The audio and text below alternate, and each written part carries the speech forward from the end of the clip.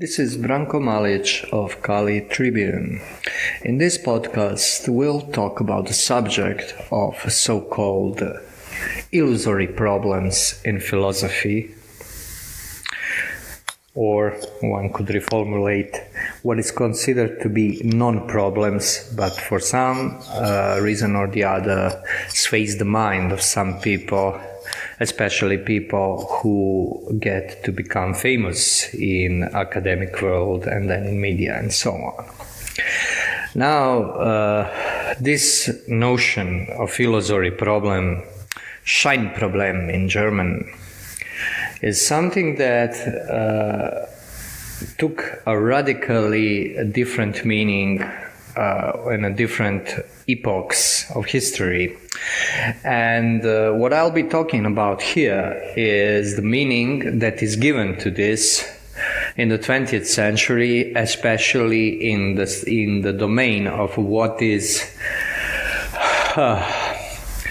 quite dubiously called analytic philosophy, or even British analytic philosophy, or Anglo-Saxon analytic philosophy, as if no other philosophy is analytic, and as if this philosophy is Anglo-Saxon product, which is not. In this context, Scheinproblem, or illusory problem of philosophy, is something that comes about because of the misuse of language that is common to human beings and to people. That is to say, people like Wittgenstein, whom I will take provisorily as somebody who gives the apt exposition of this standpoint. They saw people like Wittgenstein saw language as naturally inclined to drop head-on into the illusions, putting forward the questions that cannot be answered because the questions themselves are meaningless, are formulated on wrong, that is to say, unreal assumptions. This standpoint is, in my opinion, older than Wittgenstein. It is originated by Immanuel Kant's transcendental or critical philosophy. And mind you, if you click on the tag Transcendentals underneath this podcast, you'll see few podcasts on Kali Tribune where I talk strictly about transcendentals, the term that originates in Middle Ages, and I treat it as the Middle Ages theologians and philosophers, or both in the same person, treated it, and is a standpoint I'm prone to accept myself.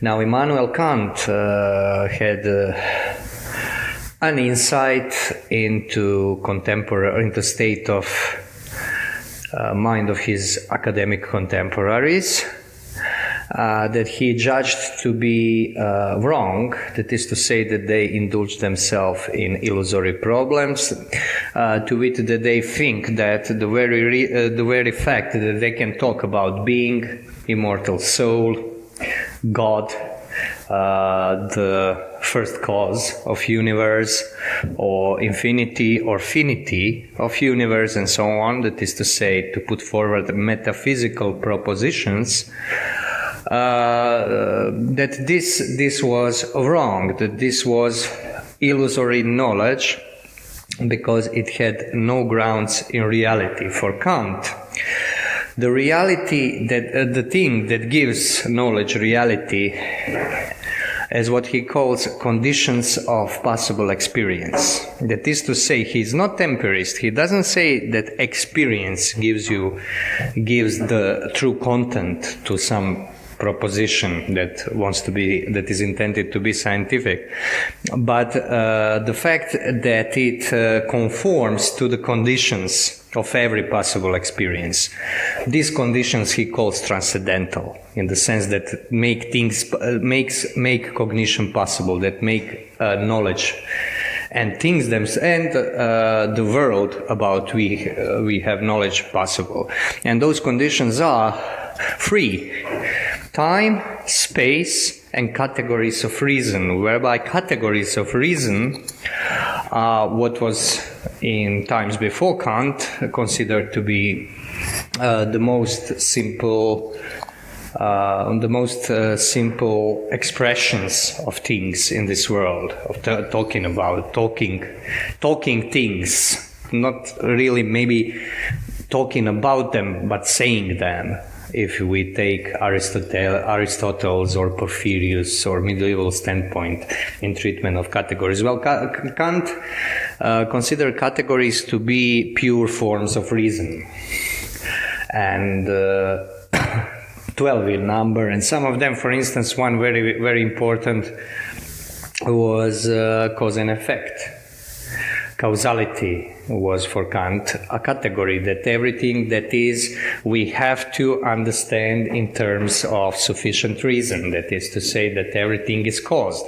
Now, the reason being not because everything actually is caused, as some Christian saint would say, and theologian.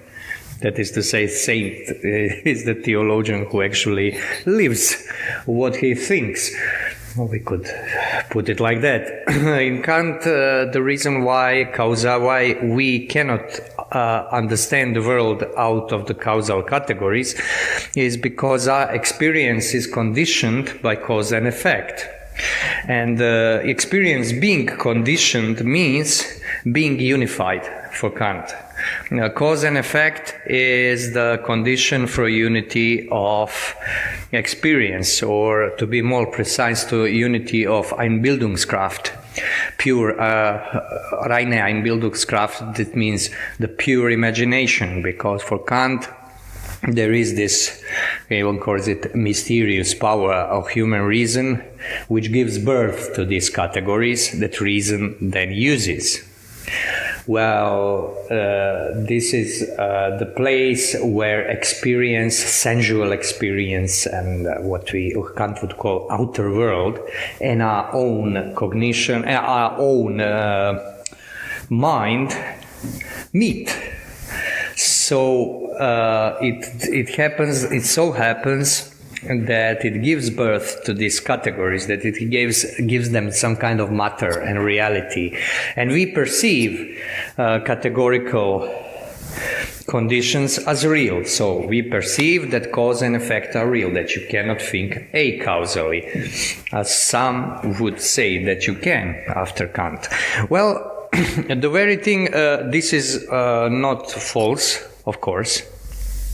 What is, I would say, false, that is to say, what is the moment where you see that Kant is on this trajectory of modernity, losing the touch with tradition and traditional metaphysics, although let us not pass judgments on him too quickly, because it is very questionable, was he in the position to think differently even, is that he says that what gives us the reason to be, what demonstrates to us, what explicates to us the necessity of causality, is the need of our own reason, of our own mind. The mind and reason are not the same thing in Kant, but they are subsumed under each other, like babushkas, these Russian dolls.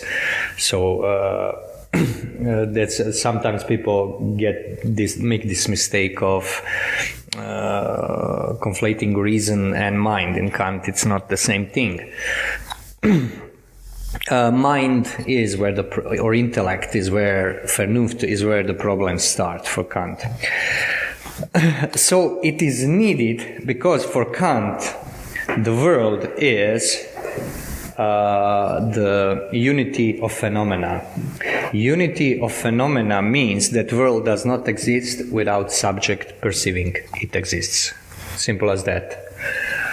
On the other side of this, on the other side of the phenomena is a thing in itself. That is to say, the things as they are without being conditioned by subjective forms of experience, conditions, transcendental conditions of every possible experience. So we can know only the things that can be experienced. They don't have to be experienced, but they must be under these conditions. For instance, we have sciences that are, in Kant's view, not based on experience, as for instance Euclidean geometry, but are nevertheless give valid scientific statements, and what he calls so-called synthetic judgments or synthetic inferences a priori.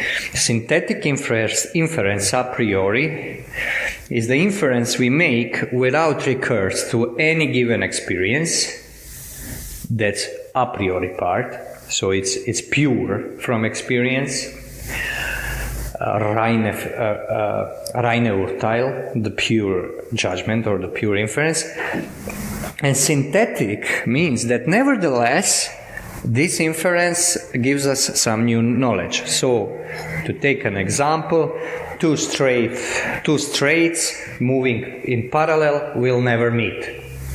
Now, nobody ever saw a straight that is infinite, because no one is infinite and no one can follow it to its end, but can infer that they will never meet. And for Kant, this is one of the demonstrative proofs that space is subjective form of Anschauung.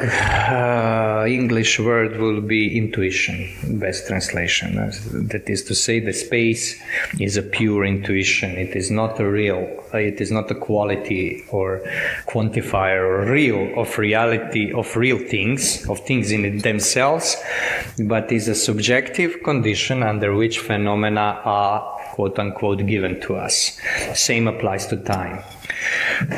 So Kant believed that statements like, for instance, when you say the world has, the being is the ultimate reality, are meaningless. They are not logically false, but they can give us no new experience, and they can relate to no possible experience. And this brought him into a situation that the only thing we have to deal with is the things that in some way are formed by us. Nevertheless, he was reasonable enough to preserve the fact that there are things that are not conditioned by consciousness, by subject, by us, we could say. For instance, he calls it transcendental perception. That's a kind of pure I, pure subjectivity that is in the background of all consciousness.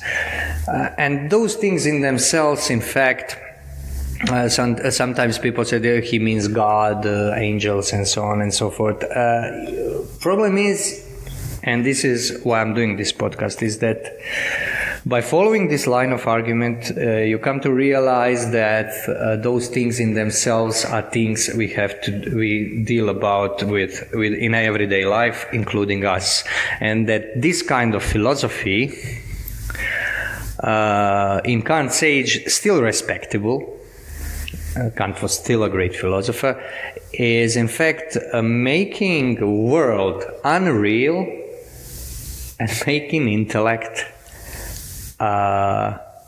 illogical. And this is very peculiar thing. Namely, in traditional metaphysics, let's call it metaphysics, but there are other forms of traditional knowing.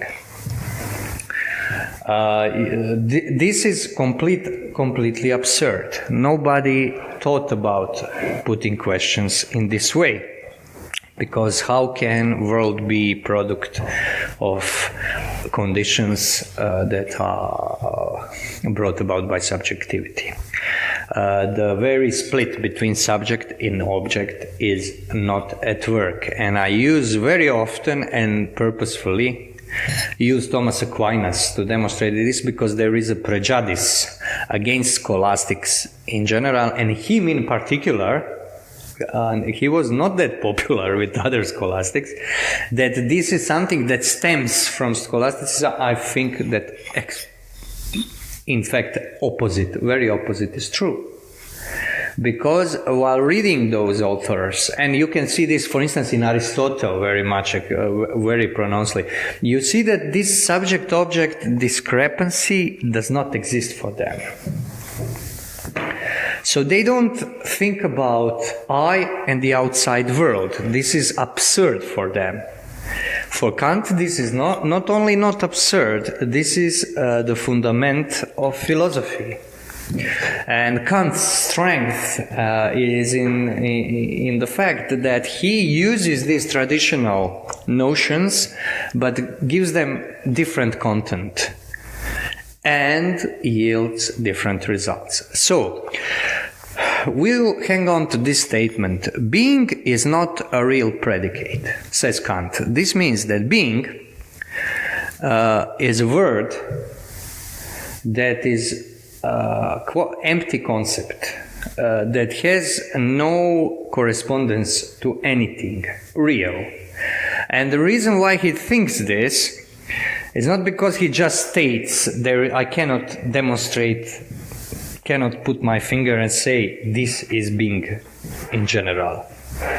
But he takes an assumption and believes that he demonstrates this assumption that intellect, which is the higher power, which is different, let's say, power than reason, takes the notions of reason, the categories, and empties them from the conditions of experience, sensual conditions, from content. So it removes time, space, and other restrictions. So being is considered to be at the same time, for instance, existent in the sense of cause. For instance, world has a cause at its origin. It has to have first cause, and no chain of causes and effects can go infinitely. And then he takes other statement: the world has no first cause in time, and the chain of causes and effects indeed moves into infinity. And what he does, he calls this antinomies of the pure reason, cosmological antinomies of pure intellect, reine Vernunft, antinomie. And he gives proofs for both statements and proves them both to be true. And for him, this is tautology. That means the inference that is always true, and that is true when it contradicts, in its contradiction. And this means that it is not merely false, but meaningless. There is no knowledge in it. Now, just briefly, I will touch on this briefly because Kant deserves more, but I'll just say being is the necessity of thinking, at least thinking, because every thinking is thinking of being.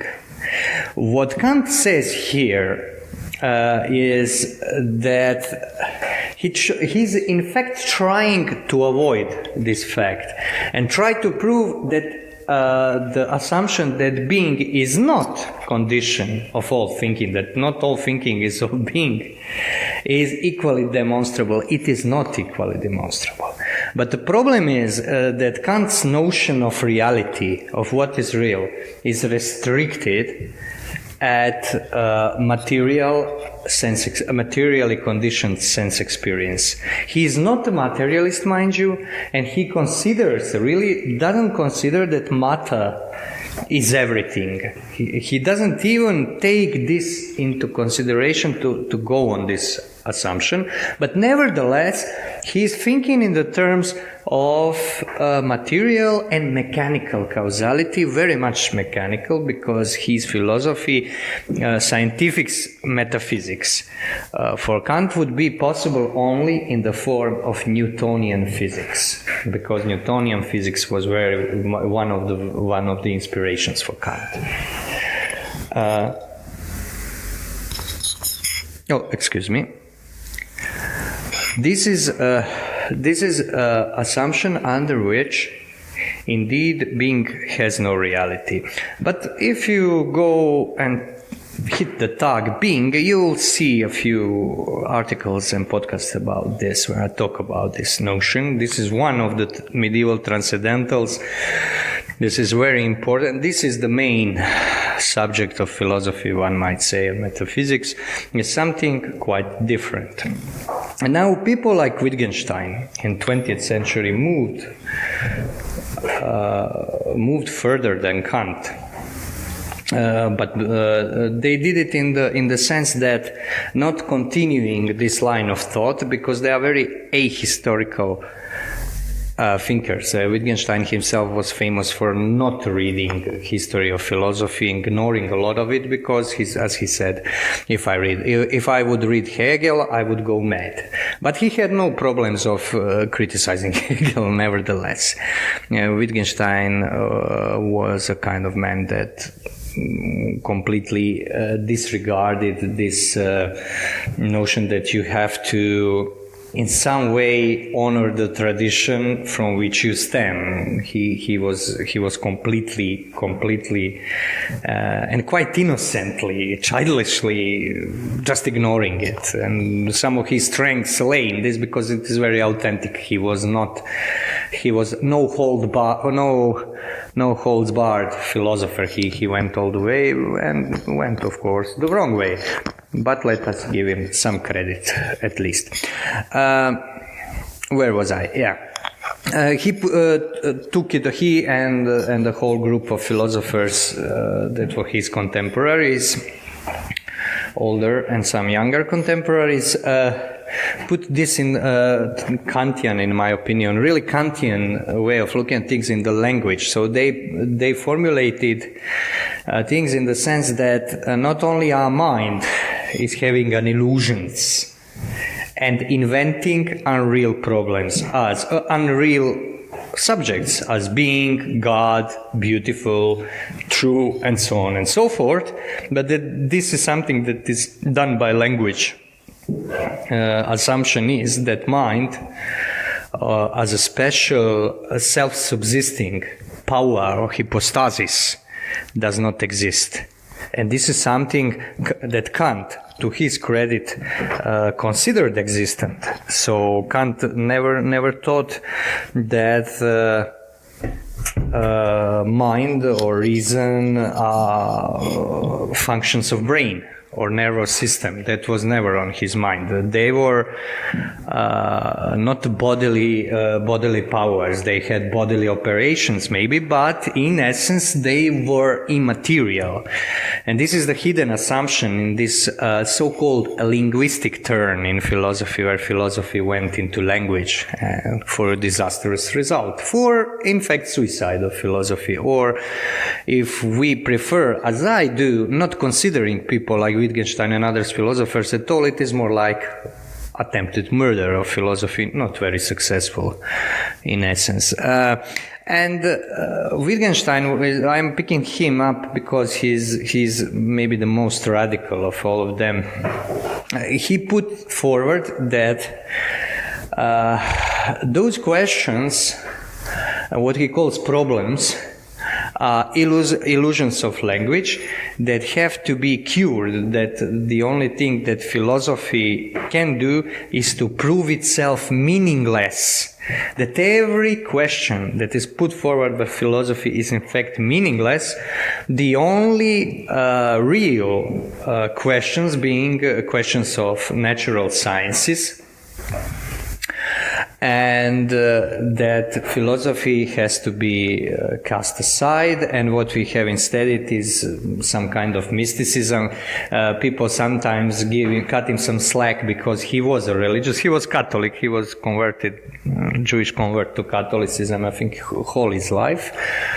And he read Kierkegaard. For some reason, people, when you read Kierkegaard, people by default consider you religious. I have no idea why. Anyway, he posited that the relation between language and things, this form of sentence, what we call from the Satz, is something that is mystical, that is literary, something that shows itself in language but cannot be talked about, because everything you say about it is either tautology or contradiction, and so on and so forth. So you cannot assume that any kind of sentence you make on these metaphysical things has relation to any kind of reality. But for some wondrous reason, any assumption you make, correct assumption in natural sciences, has this. Of course, Wittgenstein's assumption is that natural sciences, as they were in his time, are the perfect mode of language, and that their subjects are the only subjects that can be spoken of in meaningful way. This is far from true, of course, and this yielded this development in philosophy that was in continuity with works of George Boole, Gottlieb Frege, mathematicians who tried to found logic on mathematics, or that is to say, on mathematical axiomatic, and by logic they taught every form of human thinking, yielded, among other things, computer languages in their primitive form, and completely emptied traditional logic of all content, because they put forward the idea that the thing that makes logic true, in inverted commas, is the procedure, whereas the meaning, that is to say, what scholastics call suppositio, the nature that is expressed or reflected in the concepts that you talk about when making inferences, has no relevance. So you have purely formal logic, formal procedural logical calculus, mathematization of thinking, and this means quantifying of thinking. Now, this is too broad a subject for me to get into at this one take. You will find in the show notes excellent article of Daniel G. Castellano, American author, about this subject, which I warmly recommend reading. It's a series of articles that is unfortunately still unfinished, but the part that is completed is a very long read, but very rewarding. So I will invoke help of this fine author, so I don't have to go speaking for 2 hours without notes. And when you speak about these things without notes, someone will be pedantic enough to poke holes into your quotations of philosophers like Wittgenstein and such, and there is no reason to go that way. Now, why this happens? What is it that happened? Well, the thing that happened is that Wittgenstein can tell you that there is no, for instance, statement about beautiful. There are. This is something that he, in his Tractatus Logico Philosophicus, this famous book of his, says that aesthetic judgments are meaningless. So you cannot talk about beautiful, you cannot talk about truth, save in the way of how close it approximates the judgments of physicists and so on, and such things. In a word, it ends up in the absurdity, and truth be told, Wittgenstein himself said of his last propositions of his Tractatus is that that Tractatus itself should be thrown aside once it is comprehended. It was, of course, it is my opinion, always was my opinion, that Wittgenstein's approach to philosophy was kind of therapy, and rather an successful therapy of his own psychological maladies, of his own problems, intellectual and psychological problems that he projected onto the whole body of thought. Because note what happens here, the whole history is rendered meaningless. That is to say, history of ideas. Everything for Aristotle, Plato, theologians, pagan and Christian, Muslim if you like, nobody among them save some sophists, for instance, or nominalists, like William of Ockham in Orthodoxy, Varlam, and such people. They were the only ones that at least glimpsed that there is a problem here. So only we in the beginning of 20th century came to realize that this word being is nothing but taking the Greek verb eimi and its various forms to refer to real thing.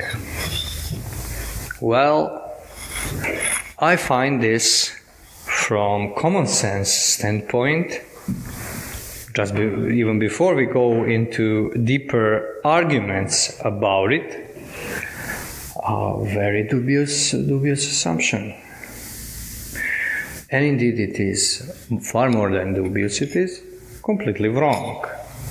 Now, being as a transcendental, for instance, if we talk about it in the form of transcendental,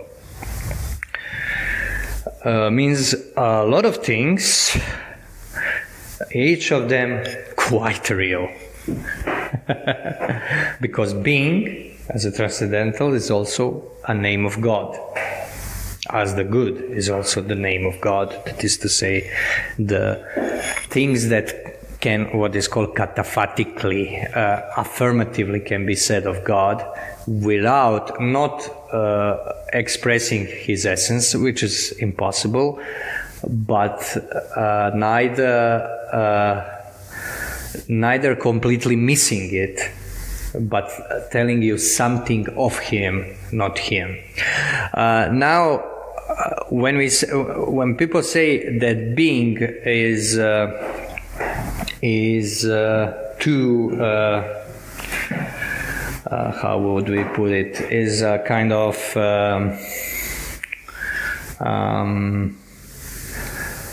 hypostazation of the word, that Greeks for some reasons took the word estin, for instance, which means is, in the sentence and made it into a thing. Well, first of all, in ancient Greek, whoever had any knowledge of ancient Greek will remember that in ancient Greek, this auxiliary verb is rarely used. In ancient Greek, you didn't use auxiliary verbs that often, but they are guessed from context. For instance, you have in Heraclitus, famous gnome, riddle of Heraclitus, so to speak, one of his sayings, ethos anthropos daimon, which means, roughly translated, the man's character is his destiny. Well, daimonos is a demon, but in Greek, daimonos is closer to be understood as some kind of guardian angel or a being that drives you to do something. You will notice ethos, which means character in this context, anthropos, which means man, a daimon, which means daemon, or destiny, or the way through life, or something like that, of providence even. You will not notice the verb to be. So this is just a form of this language. So it's highly dubious that they, from the overuse of the verb to be in an abstract sense, that they came to this idea. This is in itself rather dubious. But the thing is that being is the expression that transcends everything we can conceive in genera, in terms of genera and species. Being is not a genera. Being is not matter of something in the sense that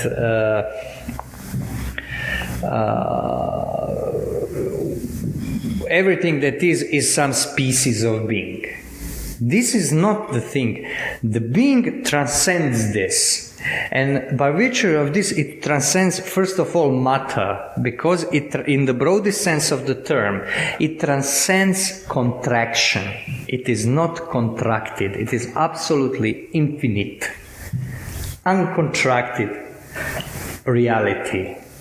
Now, when you talk about uncontracted reality, different laws apply, I believe. Different rules apply than the rules that Kant would call conditions of pure experience, because experience in itself is by definition contracted.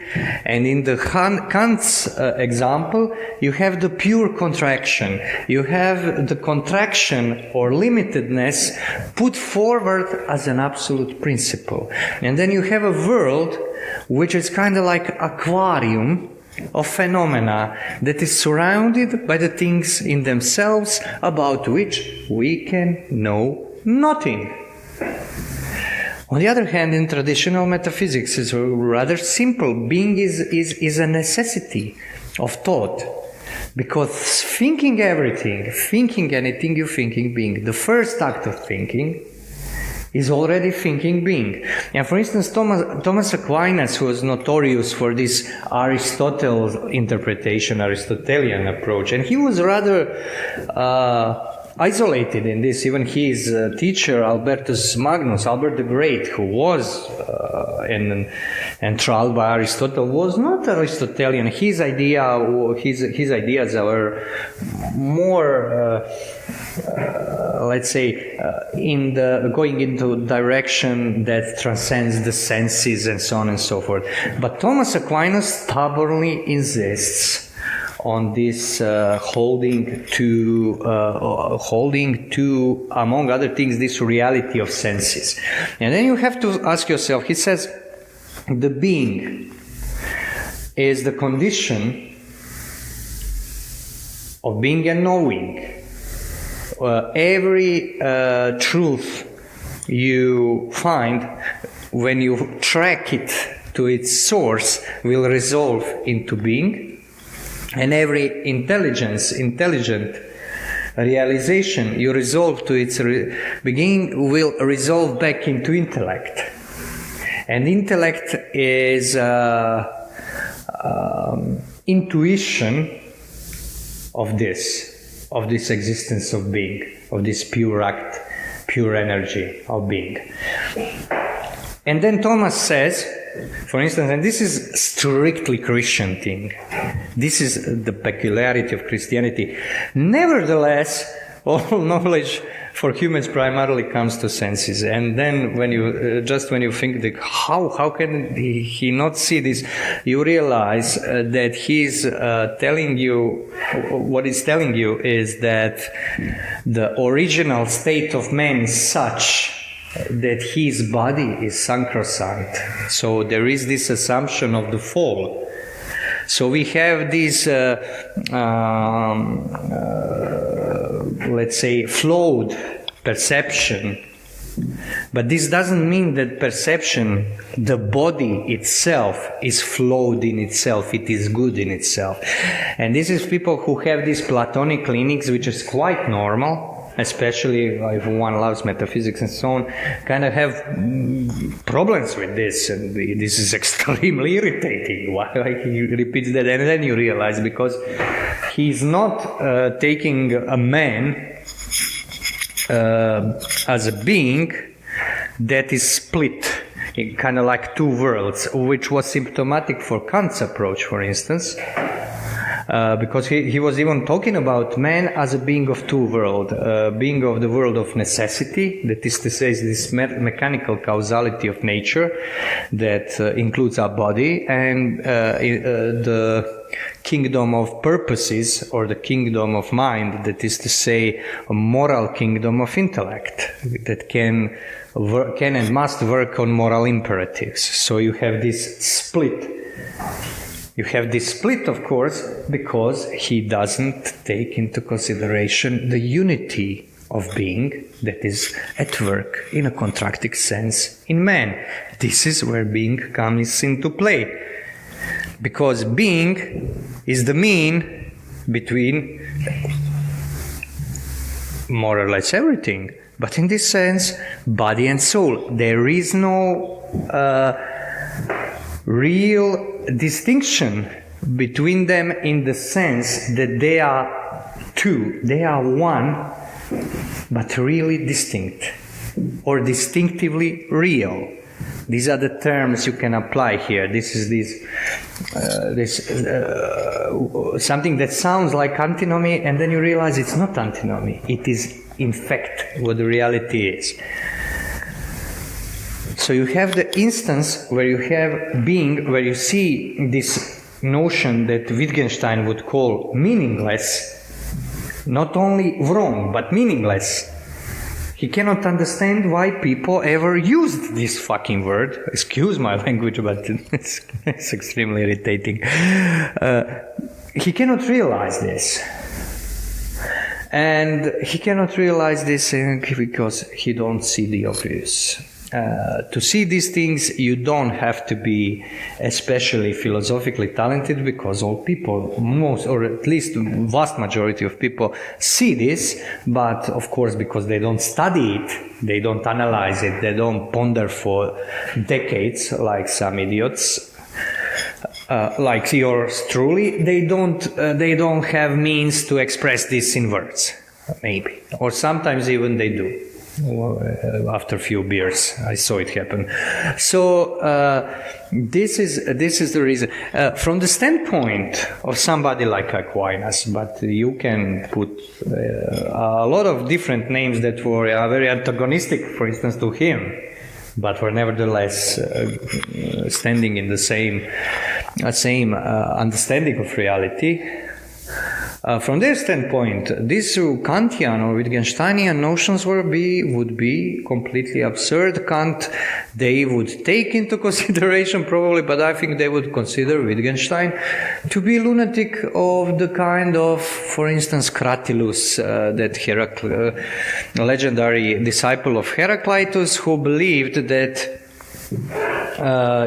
as Heraclitus said, you cannot step twice into the same river, and Cratylus believed you cannot step even once in it. He stopped talking because it was obvious that as everything is in flux, he cannot say anything meaningful. And this is, maybe this is a legend, because if he was a pupil of Heraclitus, I think he would be smarter. Heraclitus is very mysterious and very poignant philosopher, but this is in fact pathological state. This is not normal state. This is not state in which majority of people live. Although I do have there is this tendency, just to point this out also, in philosophy, in modernity, that philosopher has to have take your pick, schizophrenia, syphilis, psychosis, paranoia, whatever. You must be a bit crazy and genius and so on. Well, there is something corresponding to this in the Middle Ages and Antiquity. They call it black bile, melancholia. So that this gives you this disposition to pondering, to intellect, that it is tied with some kind of melancholic character. But it was not so pronounced, because when you see those people, the characters of great philosophers of antiquity and Middle Ages, they were very balanced persons. They were, and the way they approached philosophy was not from some kind of peak experiences and whatnot, thinking on the heights, as Nietzsche would say, trying to catch an eagle from the heights of Sils Maria and such things. No. They were very mundane. They used very mundane examples. They were talking, as Plato, for instance, in quite in very stylish but conversational Greek language, in dialogue form. This is something very different.